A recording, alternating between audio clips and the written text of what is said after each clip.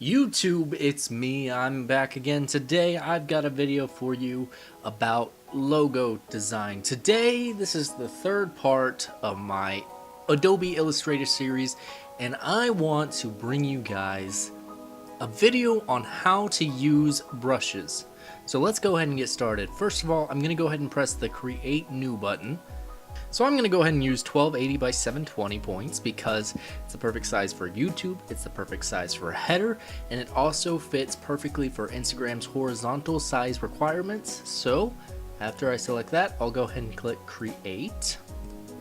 Now I'll go ahead and press Z to zoom out. It gets out my magnifying glass and I can click and drag to zoom in and out. So what I'm going to do now is I'm going to go ahead and create a brush to make this logo. Now it's going to be a little bit of a simpler logo, so what I'm going to do is I'm going to start making an ellipse. Now if you look, this ellipse isn't aligned at all. So if you hold down shift, it will actually make it a perfect circle. So I'm going to go ahead and make this a perfect circle and fill this with a black color by swapping these around right here. And let me go ahead and click none for my stroke just to make sure that this works out. And don't mind me just clicking random things. Next, what I'm going to do is select this anchor right here, hold it, hold down shift, and pull it out. Okay, now I'm going to go ahead and select this anchor right here, hold it, hold down shift, and not pull it out quite as much.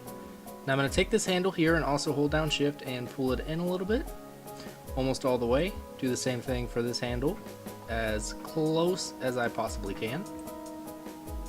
And for this handle, let me go ahead and just pull it into this center point right here. And I'll do that for this handle here too. Okay, so I'm just gonna go ahead and hold down Alt to resize this a little bit. Okay, so that's about how I want this to look. Now what I'm gonna do is I'm going to make this a little bit smaller. That's about the size I'm looking for, so I'll go up to Window and I will click Brushes, or F5 if you want the shortcut. And I'll select this and I'll click and I'll drag this over here. Now press Art Brush to make this an art brush. Go in here. These settings don't quite work for this brush style, so go ahead and click on this Method button here and hit Tints. Now what this does is it makes this merely a tint, so you can actually color it when you use the brush. So go ahead and press that and then press OK. So now you've got this brush right here. So I'm going to go ahead and delete this. You can keep it for reference if you want it, but it doesn't really matter. So now I've got this here. Okay, so now that we have our brush, let's go ahead and press B to select brush and click this button here. Make sure we don't have our fill on because we don't need a fill. And I'd say 1 point is pretty good, so we'll go ahead and get started with 1 point. And when you're using a brush, don't mind me, I'm using a mouse, but when you're using a brush, you want to either be really slow and steady with it, or give it that kind of quick pattern. So I did the slow and steady for that. Now let's try and do the quick pattern for this. So yeah, that looks pretty good, and it's pretty simple, so let's just move it in and make it about the right spacing. So it didn't take a whole lot of work to do this, as you can see. So I'm going to go ahead and press Ctrl G and group it up, center it out in the middle here, and let's create a little border around it to give you guys a little bit more content today. So let's just get a little weird with the brush strokes here by just sort of doing some of this action here until we get that stroke that we are looking for. And that's pretty close. Okay, see, now we kind of have a nice little underline to it there. So let's go ahead and make this underline a different color from the actual stroke here. Now let's add a nice picture to the background here. This looks pretty nice. You know me, I like my snow backgrounds. So let's go ahead and move that there and click the Align vertically and Align horizontally. And go over to my Essentials menu and embed the photo. Move over to the painting menu and shove it to the very back by holding Control and the left bracket. Okay, Now, if you see, that looks pretty good. So what I'm actually going to do is decrease the opacity a little bit and add a rectangular shade here, just to add a little bit of something else onto this logo. And perfect. This is exactly what we were looking for right here. This is it. Good job, everybody. We're going home.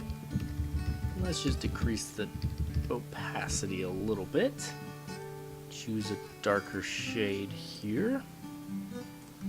And actually make this a, whoops, don't mind that. Let's make this a lighter shade. Not quite that light. Not quite that dark. There it is. And let's make this as light as we can. Okay. Now I'm just going to add a little bit of speckles here in the corner. Just like so. Just do random size speckles, you know. Okay. Look like pretty halfway decent speckles to me. Let's just do one more up here and make this a little bit smaller. Perfect. Okay, so now what we're going to do is we're going to go ahead and select all of these speckles, and if I can get that one, we'll go ahead and group them. Hold down Alt and make them smaller and rotate them to hide the fact that we just, you know, copied and pasted them. And put them somewhere right there. Okay. And if you look, you can kind of tell we copied and pasted them, so we'll go ahead and double click, move that over, select this, hold down Control G, and we got a couple speckles. So what we're going to do is we're going to take these speckles and we'll go to the transparency menu. If you don't have this, go to Window and then Transparency, and then we'll click Make Mask. Now we have our mask. We will go down to Place. After selecting the black box for your mask there, and we will choose something along the lines of this. Perfect. That's exactly what I was looking for. Now let's get our line looking a little liney, and we just do the same thing by clicking Make Mask, selecting this black box here, clicking Place, going down, finding the texture we're looking for. Let's use this one this time, and then pasting it just like so. And there we go. That's not bad. Let me just even this out a little bit more so it looks a little more natural. And let's flip that around. Put this right here. Rotate it just a little bit more. And put it here. Yep, perfect. So now it kind of looks like it's fading in and fading out, which is what we're looking for. If we click invert, it doesn't do that. We want to make sure that it is not inverted, so we go ahead and select off of it. So let's just resize this Y here and try to rotate it if that looks good at all. Not really a fan of it rotated like that. How about like that? Perfect. Okay, now it's rotated the way we want it. So we'll click this, we'll click Make Mask. That's right, we're using more masks today. I like using them. I think they kind of pull things together. So we'll look for the perfect mask, and I want to try this one. Okay. Invert it. They look about the same.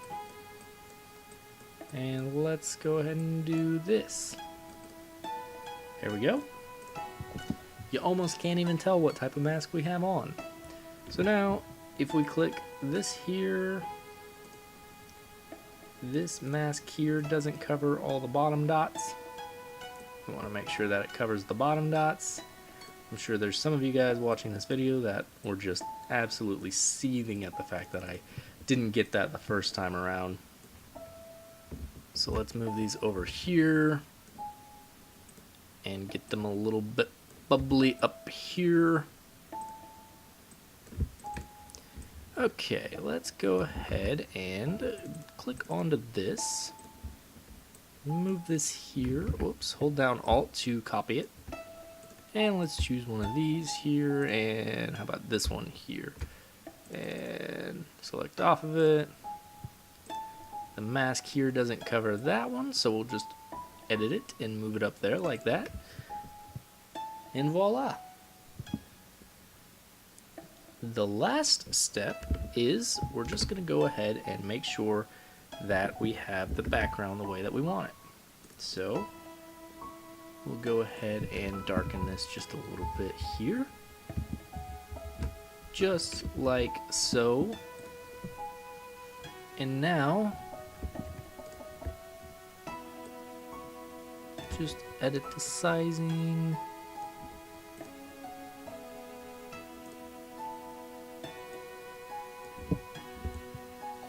Edit the rotation. Make this a little bit smaller.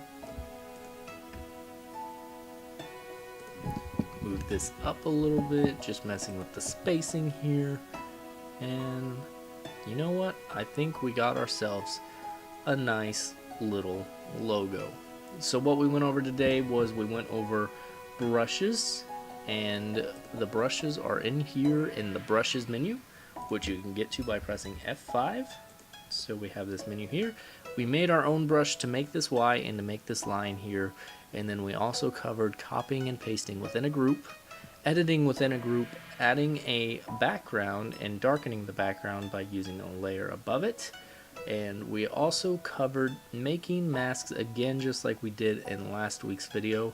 And we covered just making a decent looking canvas rather than just making a logo, because the logo would be this right here, which looks pretty good.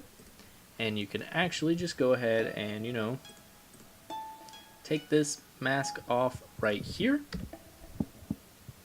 and it still looks pretty good. It still looks like a logo. So I think that's what we were looking for. Something that looks a little artsy and looks good on a canvas and kind of teaches you a little bit more advanced design in Illustrator. So that's all I got for you guys. Thank you for watching, and I will see you guys on Thursday. Bye.